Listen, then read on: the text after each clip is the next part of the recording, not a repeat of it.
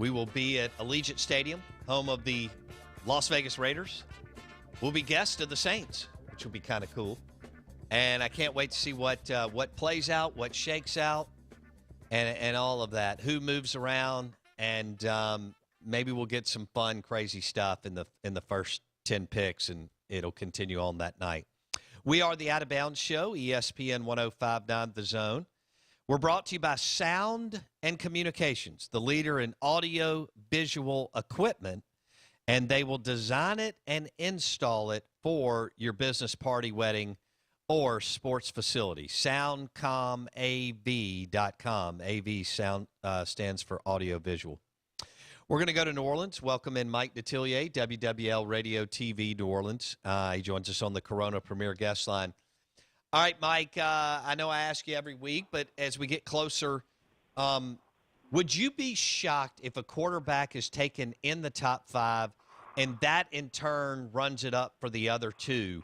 Because once one is taken, it's like their demand goes through the roof, Mike.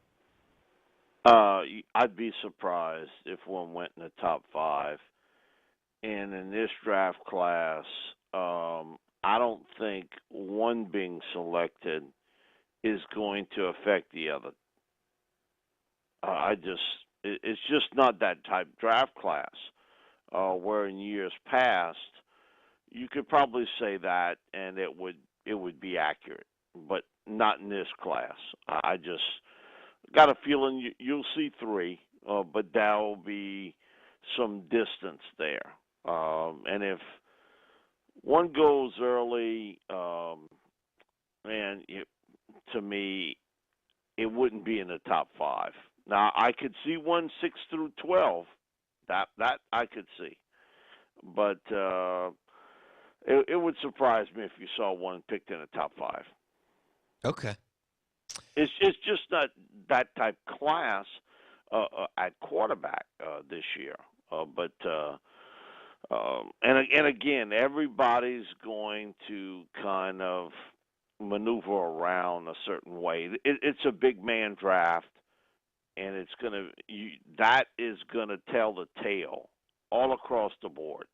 It's going to be about offensive, defensive linemen, pass rushers, and then that you'll see that play out, especially in round 1, and I think for the most part in round 2. Okay. But are you still expecting 3 to go in the top 32 picks? Yes. I think the big question mark, and I've brought this up a number of times on Sports Talk, and I think it'll happen. At least it'll be running through general managers' minds, and to that extent, the kind of money that's being laid out today. If you look at Tyreek Hill and the money deal he got in Miami, Stephon Diggs out in Buffalo, Devontae Adams in Las Vegas, and you see the long line of guys wanting to get paid, like Adebo Samuel, DK Metcalf, Terry McLaurin, A.J. Brown. Does that affect the wide receiver class? Because if I can draft one, and I got him sort of at football minimum wage for at least 3 to 4 years, it keeps me from having to pay that guy a ton of money. You're talking about over $20 million for a wide receiver. How that affects the wide receiver class. And this receivers class is not as good as the past 3.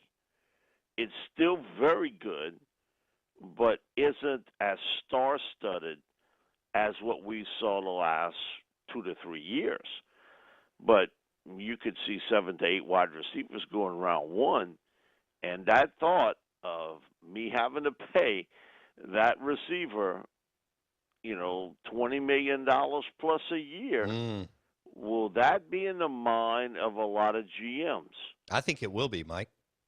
I do too. I really do. I think it'll be there. And so that is the biggest change of this offseason, of the amount of money that has been spent on wideouts. And so I do think it will elevate the draft process for the wideouts in this draft class. I think that that's going to be in the back of teams' minds real quickly that, man, do I want to shell out this kind of money for a wideout today? Now, 3 years from now or whatever, 4 years from now, I may be forced to do it, but I don't want to do it today. And I'll take that minimum wage.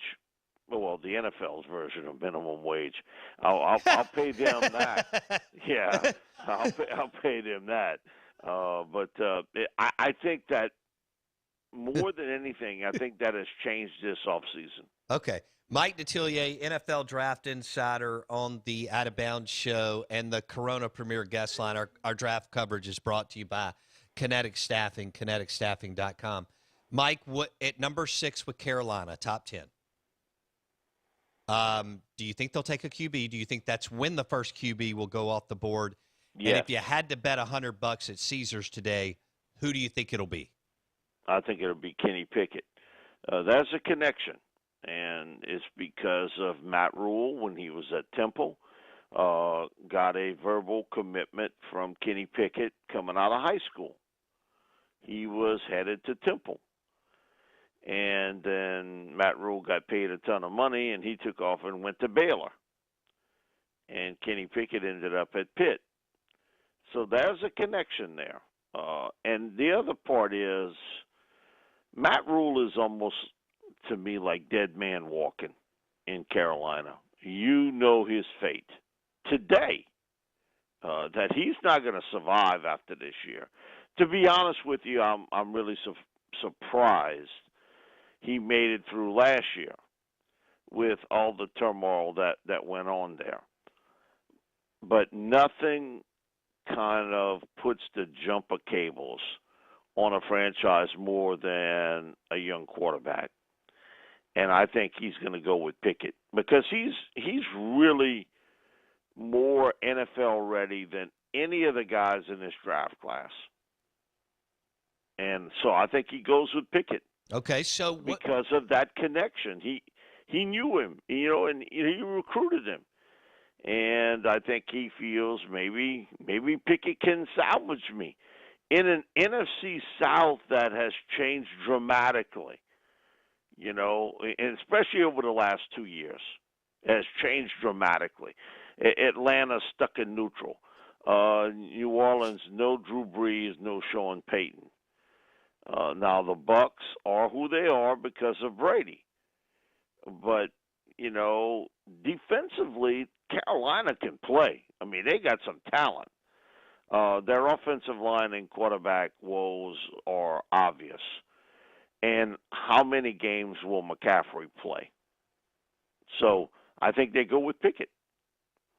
Okay, so who is the Mike Detillier, NFL Draft Insider, on the Out of Bounds show, powered by kineticstaffing.com. Mike, who is the team most likely to trade up for a QB? It's a good question. I have heard nothing about a team looking to trade up for a quarterback. But if there was one, I would probably lay a coin or two on the Pittsburgh Steelers. Okay, that makes sense. And for that, it would be Malik Willis. If they're going to trade up, I think it. But I don't think that we're talking about jumping from the 20s to 9 or 10. I'm talking about jumping from the 20s into the teens, like a 15 or a 16. I don't. The Steelers have never been known for a team to really sort of kind of play football checkers on draft day and maneuvering around and jumping a lot of different teams. So they have done it, but it's not been their MO. And I have heard really nothing, despite the fact a lot of people are putting that out. From people I've talked to, they're not talking about moving up. If they move up, it's not for a quarterback. Wow. It would be for a lineman, particular, Oh, either an goodness. offensive or defensive lineman. Okay. Okay. So, yeah. So Tomlin and that crew have looked hard at Corral and Malik and Pickett.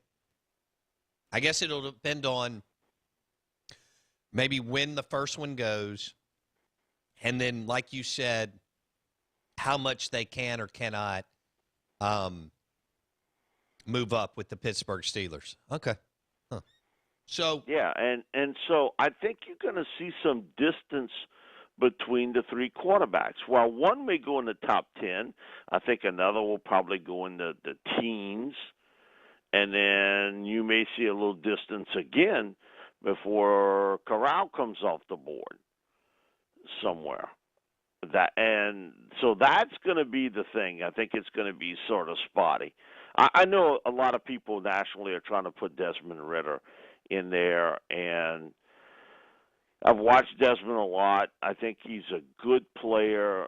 The thing that doesn't really jump out at me about watching Ritter is that he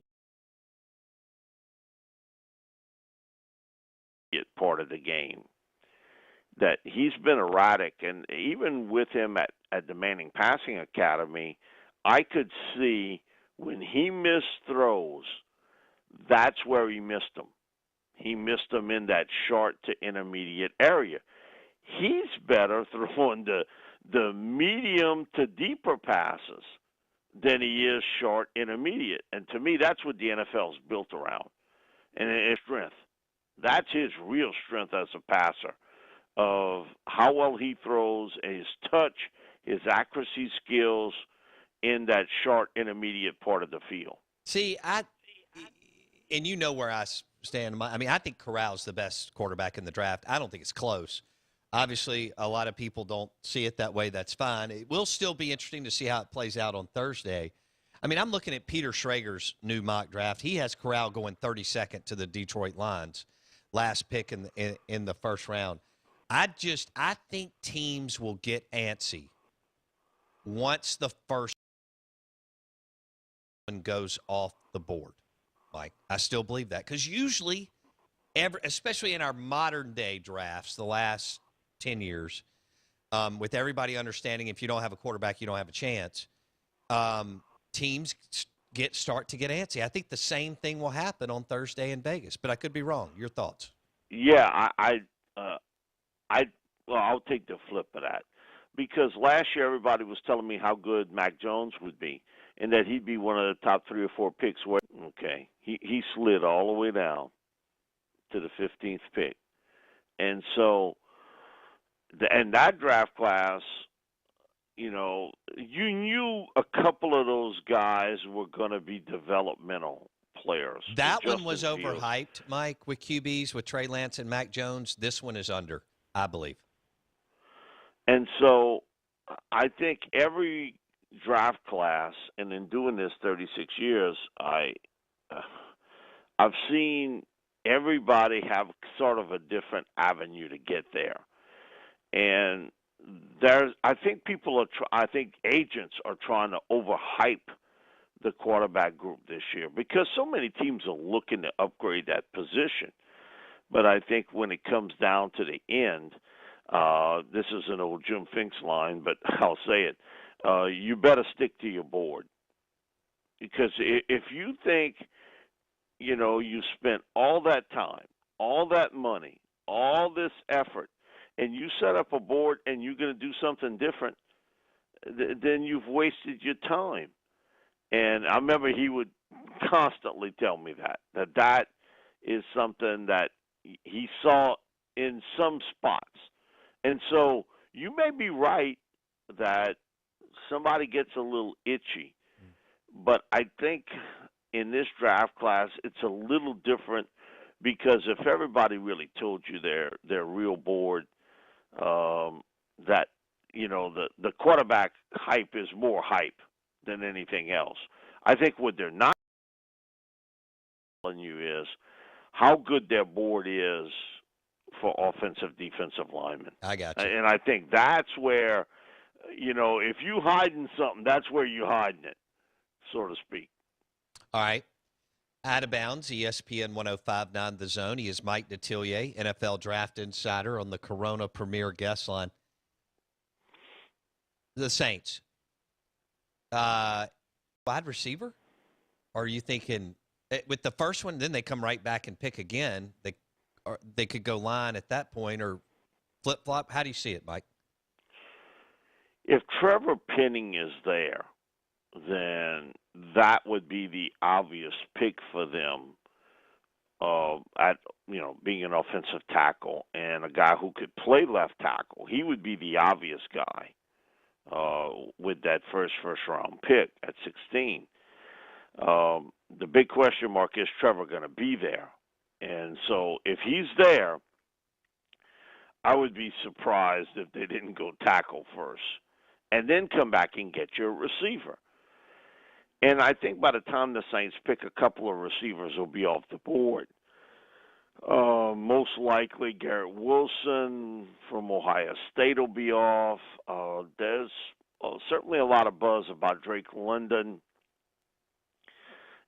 The X factor is Jamison Williams from Alabama. And Vegas has him at 11.5 over under. That surprised me a little bit because I thought he'd be, at a 15 or a 16. Right. He's at 11.5 today. And so that they sort of know a little bit of something that they have him at 11.5. And so if that's the case, that would mean 3 receivers off the board. Chris Olave would seem to be an obvious pick if he's still on the board at that point. And the fact that in the past this team has certainly turned toward Ohio State for a lot of players. Right. You can piece that together. So Treylon Burks is another guy that I really like a lot from Arkansas. He's a big, thickly built guy. Man, he came to our pitch and catch camp. He was a junior entering his senior year, and he came shake hands with me. Man, he's got one of the biggest set of mitts, I've shaken hands with. Man, it was almost like he had a baseball catcher's mitt on. I mean, he got a set of hands on him, Hoss. And you can see where last year he was the best wide receiver in college football on contested catches. Oh, wow. And coming down with it. And you understand. When you shake hands with him and you see how he plays, his ability to go up and make a play, and where they got arms and hands all over the place, comes down with it. And he's been compared to Deebo Samuel. I knew Deebo, and I've seen Treylon. Treylon is a good couple inches bigger and probably 20 pounds heavier than Samuel. Now, they used him a lot like Deebo, in that he played a lot out of the slot. They put him in the backfield. They used him like a running back, a lot of jet sweeps, that sort of thing, because you get that big body moving. And you see a lot of Ole moves, guys going for the legs real low, trying to bring him down. So Chris Olave from Ohio State, really good route runner, very sharp into and out of his cuts and his breaks. I see he prefers, or maybe that's just a system, he did a lot of stuff near the chalk, more so than over the middle. That may have been because of the quarterback or quarterbacks he was playing with, that they preferred that. But, man, he's got strong hands, catches the ball well, really good route runner, and he's a touchdown machine. 1 out of every 6 catches from Olave ended up in the end zone at Ohio State. Wow. Okay. This is going to be awesome. So you got a couple guys there. Now Jamison is another story. because all of us have to admit, when they signed him and Nick started to really talk a lot about him last spring, he was a guy who basically sat behind Garrett Wilson and Chris Olave at Ohio State. But I also can say Joe Burrow sat, and God bless him, he just got killed a few weeks back in Dwayne Haskins. And so people, well, he couldn't beat out those two guys. Well, sometimes opportunity and sometimes physically maturing happens a little bit later for players. And watch Jamison last year. He was beating SEC cornerbacks not by a little bit, but when you watched him, he was ahead of them by 3 or 4 steps. Now, that's what jumped out at me. It wasn't just a little bit. He was blowing past those guys. Now, he is coming back from the ACL, but that surgery today is totally different than, say, it was even 5 years ago in rehab and coming back quick. So he becomes the X factor. What if he's there? I'm not passing on him. No way. Even if I have to wait a little bit, I'm not passing on that guy. Not by the way he runs and runs by people. So it's an interesting draft class. And what happens to the back end of those receivers? And a Johann Dodson who will be there in the 20s from Penn State, who I think is the second best route runner in this draft class. I think behind Olave. He's not the biggest, fastest guy. He reminds me a lot of Elijah coming out of Ole Miss. Reminds me a lot of him. Okay. He's got very similar traits. And then George Pickens from Georgia. Big, tall, lengthy receiver with excellent speed. He can make the great catch look easy, and then he can drop a one that's right in his midst. No one's around him. So there's a little bit of concentration issues there. But, man, he scares the bejesus out of you. And I think he's a first-round pick receiver. Okay. So you can see it kind of piling up now, all these wideouts. And this isn't one of the premier classes. This isn't as good as a year ago or the year before that or the year before that. But that payment of receiver and the way the game has changed has pushed those receivers into round one. Can't wait. Next week, another NFL draft hit will be 2 days away from what will shake out and go down in Las Vegas. He's Mike Detillier. Thanks, Mike. Appreciate it. Thank you, Bo. Appreciate it. Mike D on the Corona Premier Guest Line, brought to you by Sound and Communications, the leader in audio and visual equipment. They can design it and install it for your business, sports facility, or church. That's soundcomav.com. We're live in the Bank Plus studio. Our NFL draft coverage is brought to you by Kinetic Staffing, kineticstaffing.com.